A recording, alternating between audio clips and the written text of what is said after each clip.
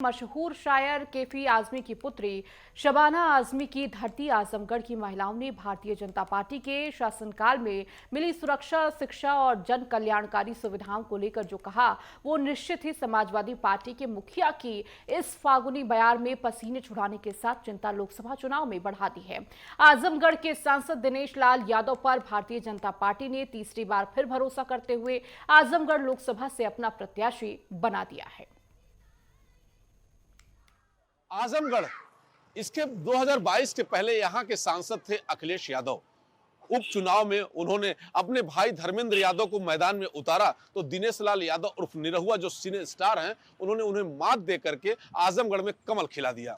15 महीने में 50 साल की विकास का दावा कर रहे थे। हमारे साथ कुछ महिलाएं भी हैं, आइए हम इनसे जानते हैं कि 2024 के लोकसभा चुनाव में आजमगढ़ की महिलाएं क्या कहती हैं, क्योंकि आजमगढ़ चंद मुट्ठी के लोगों ने इसे बदनाम कर रखा था। आइए, हमारे साथ महिलाएं भी मौजूद है। आपका क्या नाम है? डॉक्टर पूनम सिंह। आजमगढ़ महिलाएं कितना आजमगढ़ को सेफ समझ रही हैं इस समय? अब अगर मैं आपके चैनल के माध्यम से बताना चाहती हूँ कि पिछले सरकारों की बात कर रहे थे तो हम बहुत ज़्यादा अनसेफ थे। सेफ हम 2014 से जब से योगी और मोदी जी की सरकार बनी है, हम तभी से अपने आप को सेफ है। और हम तो इतना सेफ और सुरक्षित हैं कि अगर हम 10 बजे रात को भी कहीं जाना चाहें तो हमको डर नहीं है, क्योंकि 10 बजे रात में भी अगर हम सड़कों पे निकल जाएं तो हमें डर नहीं लगता है। कितना ये सच है और कितना झूठ? ये 100% सच है। पहले तो कोई भी घर से अगर महिला निकलती थी बाहर तो उनके घर वाले बहुत ज़्यादा परेशान हो जाते थे कि शाम को 5 बजे के बाद किसी के घर से कोई महिला बाहर नहीं जाती थी। अगर गई भी तो घर वाले बहुत परेशान हो जाते थे, उनको फ़ोन कॉल करना या खोजना कि मतलब कहाँ चली गई। लेकिन अब की स्थिति ऐसी है कि हम सारी महिलाएं बिंदास होकर बाहर निकलती हैं, जाती हैं, आती हैं, कोई दिक्कत नहीं है। बच्चे आपके होंगे, शिक्षा को लेकर के क्या कहना है? शिक्षा के लिए भी बहुत ज़्यादा सुविधा जो मिल रही है हमें बच्चों को पढ़ाने के लिए या शिक्षा के लिए बहुत ज़्यादा इस सरकार ने हमें वो दिया है, बहुत ज़्यादा। और बच्चे जब हमारे यहाँ या कहीं भी शिक्षा के लिए जाते थे, यहाँ से आजमगढ़ से बाहर जाते थे तो उनको ना एडमिशन भी नहीं मिलता था, उनको रहने के लिए रूम नहीं मिलता था, जबकि ये आजमगढ़ को आतंकगढ़ के नाम से पहले जाना जाता था। लेकिन अब है कि अगर वो बच्चे बताते हैं कि हम आजमगढ़ से हैं तो बड़े सम्मान के साथ लोग उनको प्यार देते हैं और सम्मान देते हैं और उनको कोई प्रॉब्लम नहीं होती है। महिलाओं को कहीं न कहीं चेहरे पे साफ लग रहा है कि सुरक्षा से वो पूरी तरह से संतुष्ट हैं। रामलला की भी बात आ रही है। रामलला की बात तो मैं क्या बताऊं, क्या इतनी खुशी है हम लोगों को कि जो चीज़ इतने दिनों का इंतजार था अब हम लोगों का ख़त्म हुआ है और एक राम भक्त सब पे भारी पड़ गया।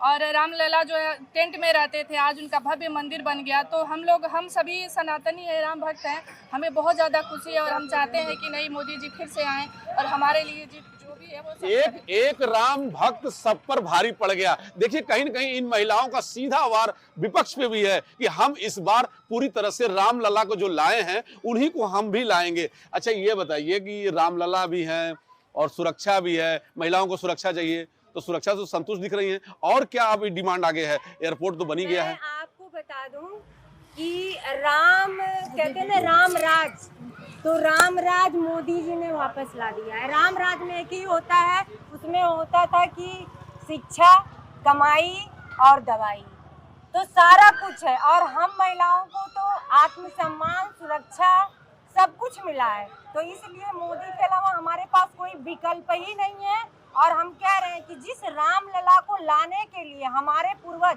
500 वर्ष से अपने प्राणों की आहुति दे दी, लेकिन वो भगवान को यथास्थान नहीं ले पाए। और यही सपा के मुलायम सिंह यादव जी थे, कार सेवकों पे गोली चलाए, कितने कोठारी बंधु बलिदान हो गए और हमारे मोदी जी ने रामलला को लाया है। तो हम महिलाएं, आजमगढ़ की महिलाएं नहीं, पूरे विश्व की महिलाएं प्रतिबद्ध है कि जो राम को लाया है उनको हम इस बार बहुत तीखा प्रहार कर रही हैं महिलाएं और साफ कह रही हैं कि हमें सुरक्षा भी मिल रही है, हमें रामलला भी मिल रही है। हमारे साथ और भी महिलाएं हैं। अच्छा, ये बताइए क्या सुविधाएं मिल रही हैं इस सरकार में? मोदी जी के साथ हैं हम लोग, हम मोदी जी को लाना है, मोदी जी के साथ हैं हम लोग। अच्छा, क्या सुविधाएं सरकार से मिली हैं? आवास मिला है सर, घर मिला है, पानी मिला है, बिजली मिला है, गैस मिला है। आप सुन सकते हैं, इन्हीं की जुबानी इनका कहना है कि आवास मिला है, गैस मिला है, उज्ज्वला गैस मिला है। कहीं न कहीं ये महिलाएं पूरी तरह से संतुष्ट दिख रही हैं। लेकिन आजमगढ़ की महिलाओं में अगर इस तरह की बातें आ रही है, उनके चेहरे पे साफ दिख रहा है कि इस बार आजमगढ़ में बड़ा परिवर्तन होगा। यानी अब महिलाओं का स्पष्ट कहना है कि हमें आजमगढ़ में अब आतंकगढ़ का जो दाग लगा था वो कहीं न कहीं भाजपा की सरकार में मिटता दिखाई दे रहा है। महिलाओं ने स्पष्ट कर दिया है कि 2024 में महिलाएं जो आजमगढ़ की हैं वो निश्चित यहां की एक बदलाव चाहती हैं। राम अवतार उपाध्याय, नेटवर्क 10, आजमगढ़।